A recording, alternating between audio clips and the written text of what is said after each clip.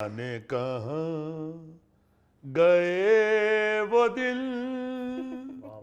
कहते थे तेरी राह में। आज दुखी लग रहे हैं, पता नहीं क्या बात, दुखी लग रहे हैं। हाय हाय हाय हाय हाय हाय सियाना साहब, क्या हुआ जीजी? ये जो जिद्दत है, ये जो साइंस है, टेक्नोलॉजी जी मॉडर्निज्म, हाँ जी ये कैसी कैसी लजीज चीजें हमसे छीन के ले गई। वाह वाह। हाय हाय हाय। यार क्या दौर होता था जब सर्दियां शुरू हो जाती थी।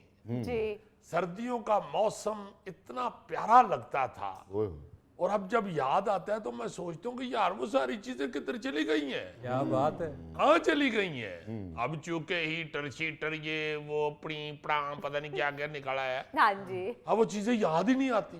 जी मुझे अच्छी तरह याद है कि घर का जो किचन होता था ना जी, बावर्ची खाना, जी जी वो सर्दियों में सबसे अहम कमरा होता था। वाह वाह वाह। बेड़ा तरे इस कुकिंग रेंज का। जब से बीबियों बहनों ने ये खड़े होके खाना पकाना शुरू किया है, हाँ जी खाना खाने के लिए भी हम ऊंचियों कुर्सियों और ऊंची टेबलों पे चले गए। हाँ वरना मुझे याद है अच्छी तरह कि जो बोरची खाना होता था ना जी, वहां जी। पे पुंजई होता था वो चूल्हा, नीचे ही चूल्हा होता था मिट्टी का, उसमें या लकड़ियां या कोयले या पाथियां जल रही होती थी। जी तो सारे खाने वाले भी नीचे ही चटाई बिछा के बैठे होते थे। हाँ, सारे बहन भाई चौकड़ी मार के बैठे होते थे, कोई शरारत करते थे, अम्मा गोडे पे चिमटा मारती थी, मजा आता था। हाय, हाय, हाय। आए, चटाई नहीं तो ज्यादा से ज्यादा पीढ़ियां, हाँ ये प्लास्टिक की पीढ़ियां भी चंद साल हुए हैं इंट्रोड्यूस हुई हैं, जी वरना चारपाई की तरह ना जी वो पीढ़ियां बुनी होती थी, उन पे बैठे होते थे, या हाँ जी। चौकियां लकड़ की, हाँ, सारे उस पे बैठे हुए हैं बहन भाई, और वही खाना पकाया जा रहा है, वही रोटियां पक रही हैं,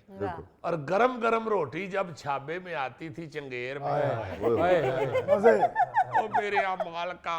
जीजी क्या याद करा दिया यार। मैं कहता हूँ जी ऐसी गरम रोटी की लज्जत होती थी कि एक की जगह बंदा दो खा जाता था। ओह 3-4 मिनट बाद रोटी की वो लज्जत ही नहीं रहती, और सबकी बारियां लगी होती थी, पहले इसको मिलेगी फिर इसको फिर इसको फिर इसको फिर इसको। ਗੋਗਾ ਉਦੋਂ ਵੀ ਉਹਨਾਂ ਨੇ ਐਂਡ ਤੇ ਹੀ ਭਾਇਆ ਹੁੰਦਾ ਸੀ ਕਿ ਇਹਨੇ ਪੰਜੀ ਖਾਣੀ ਹੈ।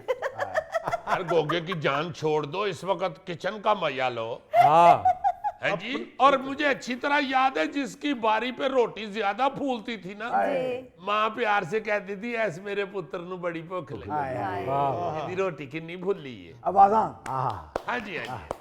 वे पप्पू नु उठावे भुखा ना रह जाए। आहो ऊंची ऊंची आवाजें आ रही होती थी, और फिर ये होता था कि ये जो सर्दियों में दिन छोटे हो जाते हैं, इसका एहसास भी उसी वक्त होता था, अब तो पता ही नहीं चलता। नहीं अब नहीं पता। तो कमरों में घुसे हुए हैं सारे अपने अपने। हाँ जी उस वक्त बाकायदा ये होता था कि दिन छोटा हो जाता था, अंधेरा जल्दी हो जाता था, तो मगरिब के फौरन बाद खाना खा लिया जाता, और फिर खाना खाने के बाद ना जी उस निगे कमरे में, आई मीन किचन में, जी इशा तक बैठे रहते थे। हाँ। उसका सबसे बड़ा जो फायदा मुझे याद आता है, जिस चीज को मैं मिस करता हूँ, जी, जी।